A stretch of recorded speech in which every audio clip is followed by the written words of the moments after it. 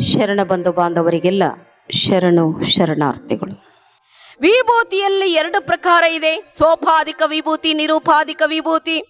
ಸೋಪಾಧಿಕ ವಿಭೂತಿ ಇದು ಹಸುವಿನ ಸಗಣಿಯಿಂದ ಮಾಡಿರುವಂತಹದ್ದು. ಅದನ್ನ ಒಣಗಿಸಿ ಕುಳ್ಳು ಮಾಡಿ ಸುಟ್ಟು ಬೂದಿ ಮಾಡಿ ಅದನ್ನ ನೀರು ಹಾಕಿ ನೆನೆಸಿ ಸೋಸಿ ಏನೇನೋ ಒಂದು ಹದ ಇದೆ, ಅದು ಮೆಥಡ್ ಇದೆ. ಕಾರಣ ಸಗಣಿ ಕ್ರಿಮಿನಾಶಕ ಶಕ್ತಿಯನ್ನ ಪಡ್ಕೊಂಡಿದೆ, ಆರೋಗ್ಯಕ್ಕೆ ಒಳ್ಳೇದು. ಸಗಣಿ ನೆಲ ಮನೆಯಲ್ಲಿ ಇದ್ರೆ ಅದ್ರ ಮೇಲೆ ಓಡಾಡಿದ್ರೆ ಹೀಟ್ ಕಡಿಮೆ ಆಗತ್ತೆ. ಸಗಣಿ ಬೊಟ್ಟಿಗಳನ್ನ ಬಳಿತಾರೆ. ಹುಳಾಗಲ್ಲನ್ರಿ, ಹುಳಾಗಲ್ಲವು. ಸಗಣಿ ಗಂಜಿಲದಲ್ಲೆಲ್ಲ ಬಳಿತಾರೆ, ಅವನ್ನೆಲ್ಲ ಮರಗಳನ್ನೆಲ್ಲ ಮಾಡ್ತಾರೆ. ಈಗಿನ ನಮಗೆ ಪ್ಲಾಸ್ಟಿಕ್ ಮಯ್ಯ ಮಾಡ್ಕೊಂಡೇವೆ ಅಷ್ಟೇ. ಬಹಳ ಹಿಂದೆಲ್ಲ ಸಗಣಿದೇ ಇತ್ತು ಕೆಲಸ, ಹೌದಾ? ನಾವು ಚಿಕ್ಕವರಾಗಿದ್ದಾಗ ಕಚ್ಚಿ ಆಗಿದ್ರೆ ಮೈ ತುಂಬ ಗಂಜಲ ಸಗಣಿ ಹಚ್ಚಿ ನಿಲ್ಸರ್ರಿ. ಉರಿ ಉರಿ ಉರಿತಿತ್ತದು. ಅವೆಲ್ಲ ಕ್ರಿಮಿಗಳು ಸಾಯ್ತದ್ವು ಅಂತವು. ಸಗಣಿ ಹಚ್ಚಿ ನಿಲ್ಸೋರು ಕಜ್ಜಿ ಆದಾಗ. ಇವಾಗ ಕಜ್ಜಿಗೆ ಔಷಧಿ ಬೇರೆ ಬಂದದ್ ಬಿಡ್ರಿ. ಹೀಗೆ ಕ್ರಿಮಿನಾಶಕ ಶಕ್ತಿಯನ್ನು ಒಳಗೊಂಡಿರುವ ಕಾರಣ ಆ ಸಗಣಿನ ಸುಟ್ಟು ಅದರಿಂದ ಬೂದಿ ಮಾಡಿ ಅದನ್ನ ಹದ ಮಾಡಿ ಅದಕ್ಕೆ ಗುರುವಿನ ಪಾದೋದಕವನ್ನ ಹಾಕಿ ಮಂತ್ರನ್ಯಾಸಗಳಿಂದ ಆ ಭಸ್ಮವನ್ನ ತಯಾರು ಮಾಡಿ ಅದನ್ನ ಮೈ ಮೇಲೆ ಧರಿಸ್ಕೊಳ್ಳಿಕ್ಕೆ ಹೇಳಿದ್ರು. ಆ ವಿಭೂತಿಯನ್ನ ನಾವು ಧರಿಸೋದ್ರಿಂದ ಚರ್ಮದ ಕಾಯಿಲೆಗಳು ಕಡಿಮೆ ಆಗ್ತವೆ, ಮೆದುಳು ಚುರುಕಾಗ್ತದೆ. ಇಂತಿಂತ ಭಾಗದಲ್ಲಿ ಇಷ್ಟಿಷ್ಟೇ ಭಸ್ಮ ಧರಿಸ್ಬೇಕು ಅನ್ನುವಂಥ ಒಂದು ಪದ್ಧತಿಯನ್ನು ನಮ್ಮ ಶರಣರು ಪೂಜಾ ಯೋಗದಲ್ಲಿ ಹೇಳ್ಕೊಟ್ಟಿದ್ದಾರೆ. ಇನ್ನು ನಿರುಪಾಧಿಕ ವಿಭೂತಿ ಇದು ಗುಣಪ್ರಧಾನ. ಇದು ಮನದಲ್ಲೇ ಭಾವದಲ್ಲೇ ತಿಳಿದುಕೊಳ್ಳುವಂತಹದ್ದು. ಅರಿಷಡ್ವರ್ಗಗಳಾದ ಕಾಮ ಕ್ರೋಧ ಲೋಭ ಮೋಹ ಮದ ಮತ್ಸರಗಳೇನಿದವಲ್ಲ, ಜ್ಞಾನದ ಅಗ್ನಿಯಲ್ಲಿ ಅವುಗಳನ್ನ ಸುಡಬೇಕಂತ. ಈ ಅರಿಷಡ್ವರ್ಗಗಳ ಉಪಟಳವನ್ನ ಹೇಗೆ ಕಡಿಮೆ ಮಾಡ್ಕೋಬೇಕು ಅಂದ್ರೆ, ಜ್ಞಾನದ ಅಗ್ನಿಯಲ್ಲಿ ಅವುಗಳನ್ನ ಸುಡಬೇಕು. ಆವಾಗ ಅವು ಪರಿಶುದ್ಧವಾಗಿ ತೊಳಗಿ ಬೆಳಗ್ಲಿಕ್ಕೆ ಪ್ರಾರಂಭ ಮಾಡ್ತವೆ ಒಳಗಿರುವಂತಹ ಅಂಗಗಳು.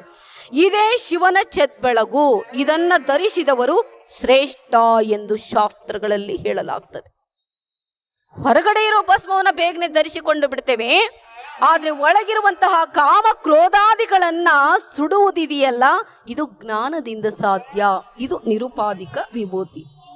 ಪಾಶ್ಚಿಮಾತ್ಯರು ನಮ್ಮ ಧರ್ಮವನ್ನು ಅವಲಂಬಿಸಿ ಅವರು ನಮ್ಮ ರುದ್ರಾಕ್ಷಿಗಳನ್ನ ತರಿಸ್ತಾ ಇದ್ದಾರೆ. ಇವಾಗೆಲ್ಲ ತುಂಬಾ ಜನ ರುದ್ರಾಕ್ಷಿಗಳನ್ನ ತರಿಸ್ತಾರೆ, ಫ್ಯಾಷನ್ಗೂ ರುದ್ರಾಕ್ಷಿಗಳನ್ನ ಬಳಸ್ತಾರೆ. ಆದ್ರೆ ಅವರು ನಮ್ಮ ವಚನ ಸಾಹಿತ್ಯವನ್ನ ಅಥವಾ ನಮ್ಮ ಧಾರ್ಮಿಕ ಗ್ರಂಥಗಳನ್ನು ಹೆಚ್ಚು ಅಭ್ಯಾಸ ಮಾಡಿರದ ಕಾರಣ ಅವರಿಗಿನ್ನೂ ಇದ್ರ ತತ್ವ ಗೊತ್ತಾಗಿಲ್ಲ.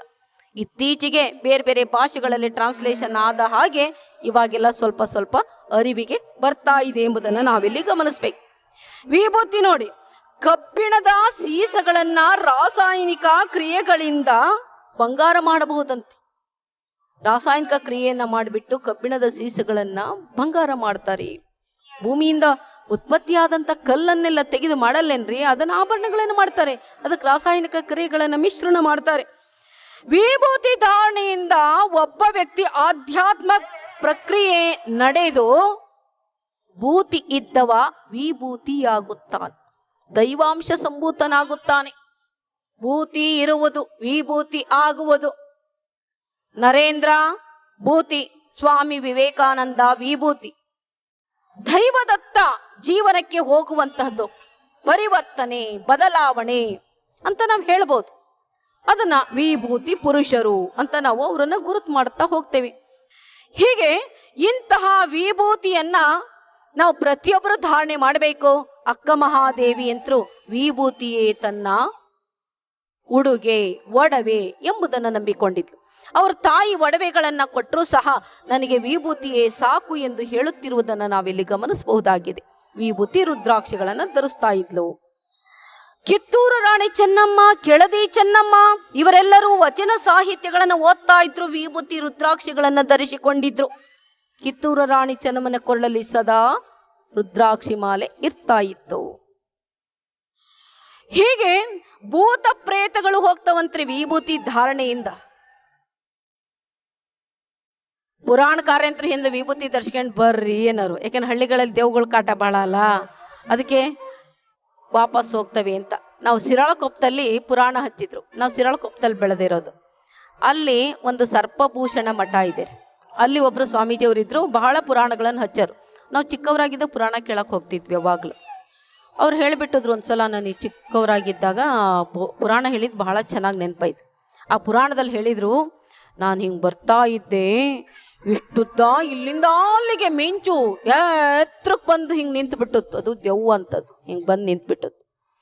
ನಾನು ವಿಭೂತಿ ನೋಡಿದ ತಕ್ಷಣನೇ ಸರಿ ಸರಿ ಜಾಗ ಬಿಡು ಅಂದೆ, ಅದು ಹೋಗ್ಬಿಡ್ತು ಸುಮ್ಮನೆ ಅಂತದ್ದು. ಅದು ಆ ಚಿಕ್ಕ ವಯಸ್ಸಿನಲ್ಲಿ ಮನದಟ್ಟಾಗ್ಬಿಟ್ಟಿತ್ತು ಏನೋ ಕಾಣಿಸ್ತದೆ. ಅವತ್ತಿಂದ ವಿಭೂತಿ ಹಚ್ಕೊಂಡು ಇದುವರೆಗೂ ಅಳಿಸಿಲ್ಲ. ವಿಭೂತಿ ಹಚ್ಕೊಳಕ್ಕೆ ಬಂದ್ವಿ ನಾವು. ಅಂದರೆ ಹಿಂದೆಲ್ಲ ಪುರಾಣಕಾರರು ಹಾಗೆ ಹೇಳಿ ಜನರಿಗೆ ಆ ಭಯದಿಂದಲೂ ಧರಿಸ್ಕೊಳ್ಳಿಕ್ಕೆ ಹೇಳ್ತಾ ಇದ್ರು.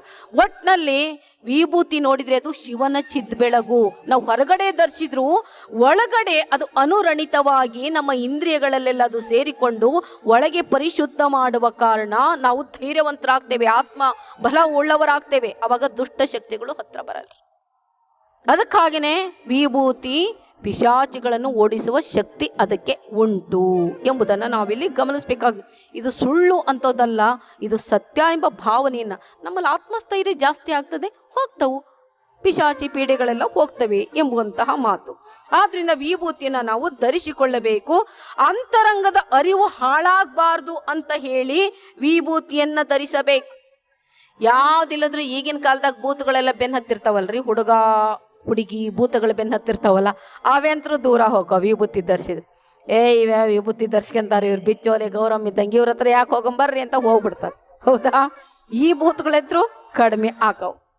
ಇನ್ನು ಈ ವಿಭೂತಿಯನ್ನ 3 ಎಳೆ ಧಾರಣೆ ಮಾಡಿಕೊಳ್ಳಬೇಕು. ಒಂದು ಬಟ್ಟನ್ನ ಇಲ್ಲಿ ಇಟ್ಟುಕೊಳ್ಳಬೇಕು. ಇದು ಅರಿವಿನ ಕಣ್ಣು, ಜ್ಞಾನದ ಕಣ್ಣು, 3ನೇ ಕಣ್ಣಿನ ಸಂಕೇತ. ಇಲ್ಲ ಆಜ್ಞಾಚಕ್ರ ಚುರುಕಾಗ್ತದಂತ. ಗಂಧ ಅಲ್ಲೇ ಹಚ್ಚುತ್ತೀರಿ, ಕುಂಕುಮ ಅಲ್ಲೇ ಹಚ್ಚುತ್ತೀರಿ, ವಿಭೂತಿ ಅಲ್ಲೇ ಹಚ್ತೀರಿ. ಎಲ್ಲರೂ 2 ಉಬ್ಬುಗಳ ಮಧ್ಯದಿಂದ ಒಂದು ಪಾಯಿಂಟ್ ಇದೆ ಇಲ್ಲಿ ಮಧ್ಯದ ಮೆದುಳಿಗೆ.